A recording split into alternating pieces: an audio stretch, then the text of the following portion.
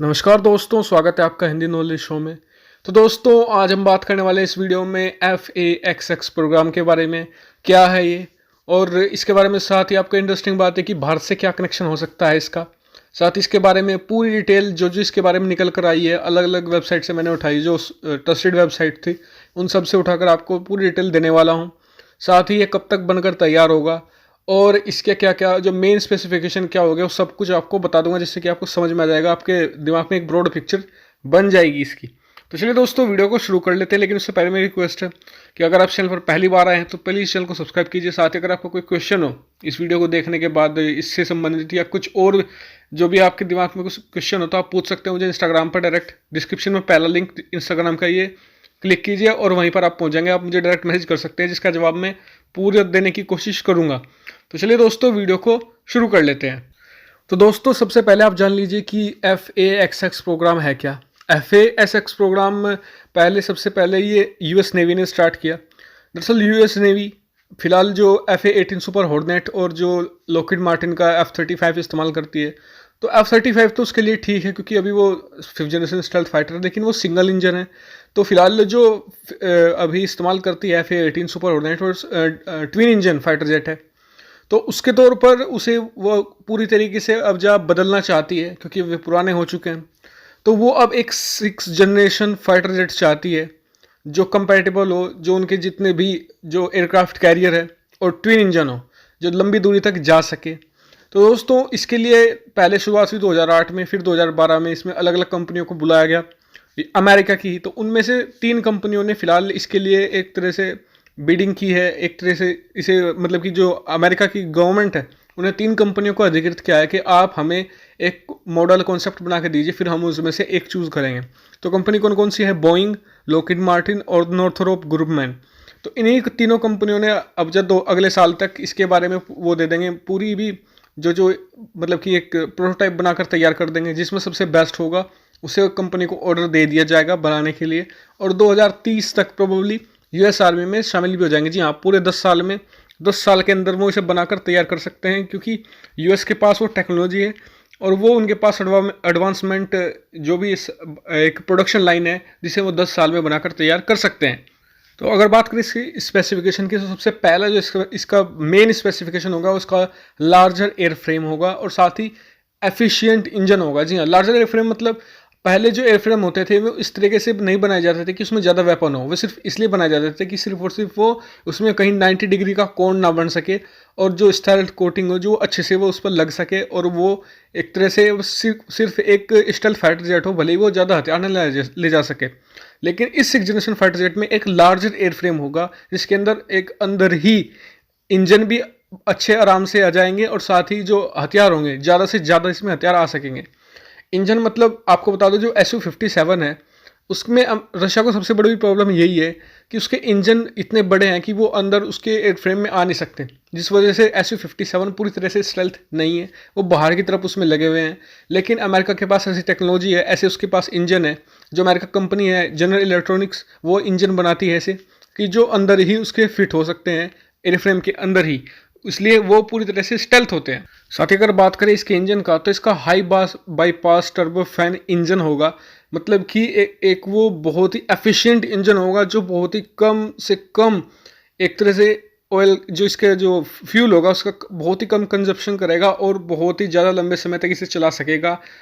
अगर इसमें थ्रस्ट पैदा होता है उसके बावजूद। साथ ही अगर जो ट्विन इंजन जो फाइटर जेट है, उसमें सबसे बड़ी प्रॉब्लम क्या आती है कि जब वो कहीं बहुत ही स्लो स्पीड से जाता है, अगर फास्ट स्पीड से जा रहा है तो वो बहुत ही फिर भी ठीक एक तरह से परफॉर्म कर सकता है फ्यूल के मामले में। लेकिन अगर कोई बहुत ज़्यादा स्पीड से या बहुत ही कम स्पीड से, अगर वो मैक्सिमम लोवेस्ट स्पीड पे जब चलते हैं वे, तो वे बहुत ज़्यादा ऑयल का कंजप्शन करते हैं। लेकिन इसी मामले में बिल्कुल सही बनाया जाएगा कि चाहे लो स्पीड से जाएँ, मीडियम स्पीड से जाएँ, चाहे बहुत हाई स्पीड से जाएँ, लेकिन ये बिल्कुल ऑयल का जो कंजप्शन है वो इतना ही करेगा, बहुत ही कम। तो अब बात करते हैं इसकी हैंडलिंग की। तो हैंडलिंग के मामले में ये मैन्ड भी होगा और अनमैन्ड भी होगा। मतलब कि अभी आप देखते हैं फाइटर, या तो फाइटर जेट होता है पूरा, या ड्रोन होता है, लेकिन ये दोनों का मिक्सचर होगा। यानी कि अगर जरूरत पड़ने पर इसमें एक पायलट भी जा सकता है और ज़रूरत नहीं पड़ने पर बिना पायलट के भी इसे चलाया हैंडल अच्छा आसानी से किया जा सकता है बिना किसी प्रॉब्लम के। तो ये अच्छा होगा। और दूसरी बात, इसका जो सिस्टम होगा बहुत ज़्यादा कॉम्प्लेक्स होगा, तो उसे संभालने के लिए इसमें AI सिस्टम भी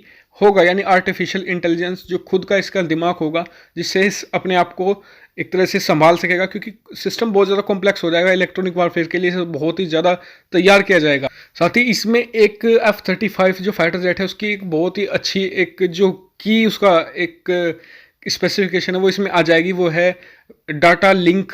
जी हाँ, डाटा लिंक मतलब कि उसमें क्या होता है कि जैसे कि कहीं फाइटर जेट उड़ रहा है और उसे कुछ ऐसा दिखता है कि उसके फ्रेंडली कंट्री के लिए या उसके देश, अमेरिका के लिए नहीं लेकिन मान लीजिए जापान के लिए कोई थ्रेट है, कोई चाइनीज सबमरीन उसे दिखी या सी में, या कोई चाइनीज शिप दिखी, तो वो बिना उसे डाटा को देरी किए डाटा लिंक के थ्रू, विया डाटा लिंक, उसे शेयर कर देता है जापान के साथ तुरंत, बिना कोई देरी किए।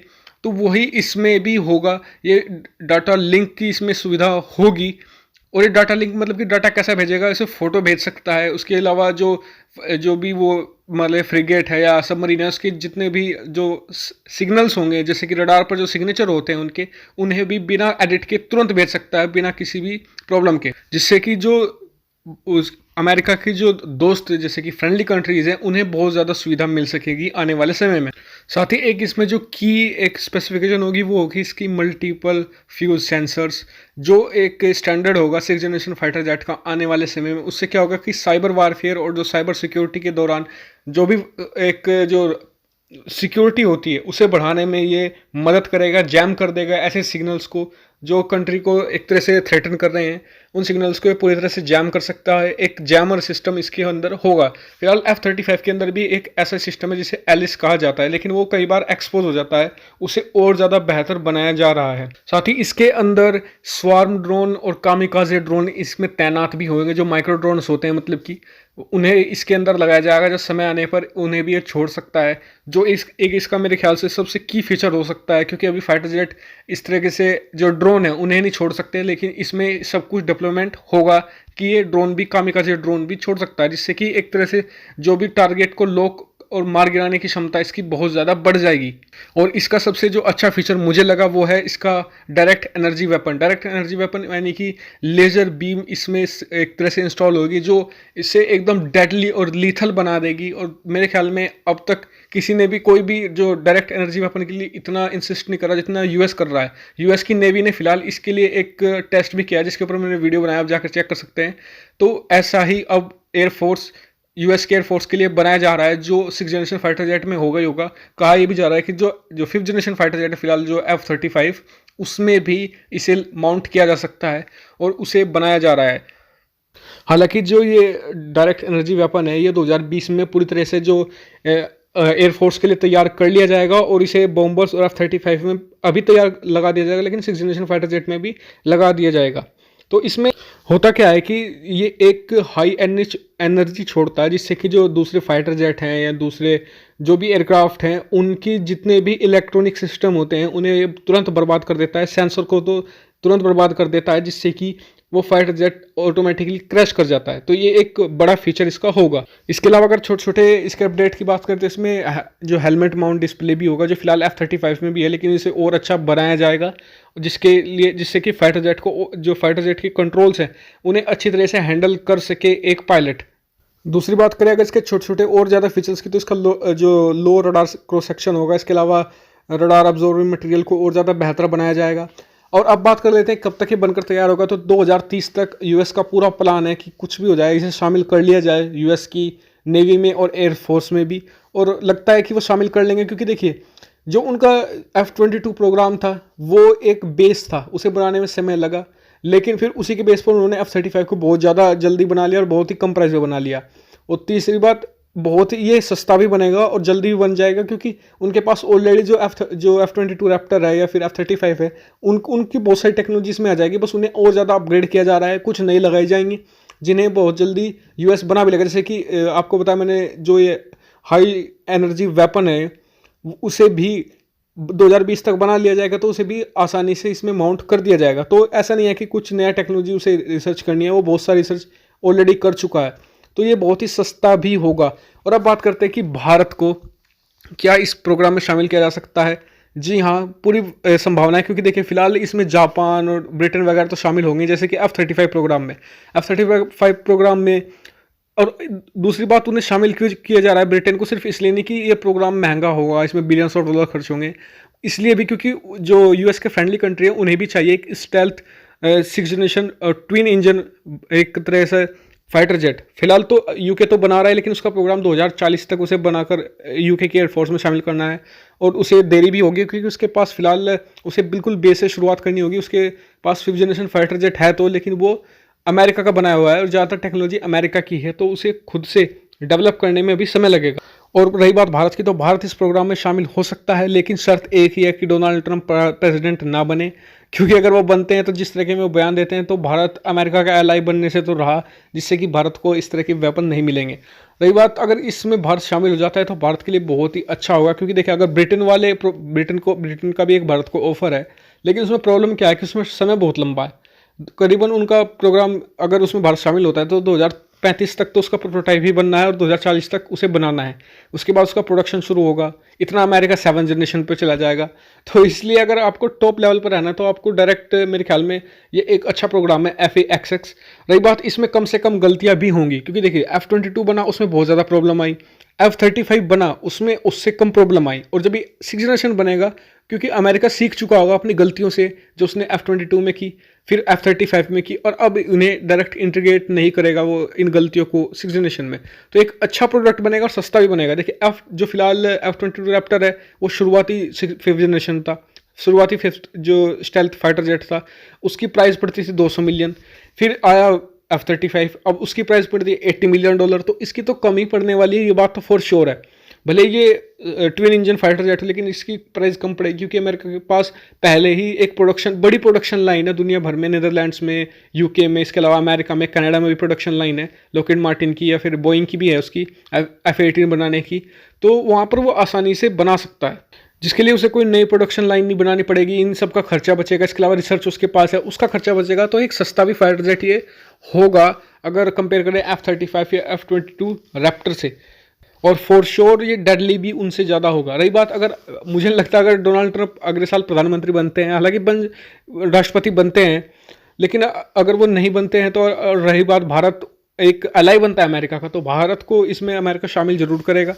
भारत अगर इसमें शामिल होता है प्रोजेक्ट में तो अच्छा होगा, क्योंकि देखिए भारत का भी जो फाइटर जेट प्रोग्राम है वो बहुत पीछे है इसमें। और जो भारत का जो तेजस भी बना रहा है MK2, उसमें भी अमेरिका का जो इंजन लगने वाला है जनरल इलेक्ट्रिक्स का, इससे अच्छा कि हम अब 5th जनरेशन पे जाए, वो हमारा 2030 तक तैयार होगा। इसके अलावा अगर हम इस प्रोग्राम में शामिल हो, अगर अमेरिका हमें शामिल करता है, ऑफर देता है, तो हम तो डायरेक्ट 6th जनरेशन पे पहुँच जाएंगे। तो इस तरह से भारत को सोचना चाहिए। हालांकि समय बताएगा, अभी 2020 में इसके एक प्रोग्राम की शुरुआत, मतलब कि एक ऑर्डर देने की शुरुआत होगी। देखते हैं इसमें कौन कौन देश शामिल होते हैं। जहाँ तक लगता है 3 देश तो इसमें चार देश तो इसमें फोर श्योर शामिल होंगे। एक तो कनाडा, यूके, इसके अलावा जापान और दक्षिण कोरिया। ये 4 देश का तो शामिल होना लगभग आप तय ही मान लीजिए। इसके अलावा नीदरलैंड्स में शामिल हो सकता है, क्योंकि जो F-35 के बहुत सारे कंपोनेंट नीदरलैंड्स में बनते हैं ऑलरेडी। रही बात अगर इसमें भारत शामिल होता है तो एक बड़ी बात होगी, लेकिन फिलहाल S-400 ही एक इसमें रोड़ा है कि भारत ने S-400 खरीद लिया है। तो अगर इस प्रोग्राम में भारत को नहीं शामिल किया जाता तो सिर्फ एक ही बात होगी कि भारत के पास S-400 है। इसके अलावा कोई और मुझे नहीं लगता दूर दूर तक कोई ऐसी चीज़ इसमें है। और रही बात, इसमें कोई इतना ज़्यादा कॉस्ट भी नहीं आने वाला, क्योंकि जब 5-6 कंट्री मिलकर एक चीज़ बनाती है तो वो और ज़्यादा सस्ता बनता है, और ऑलरेडी उनके पास टेक्नोलॉजी है बनाने की।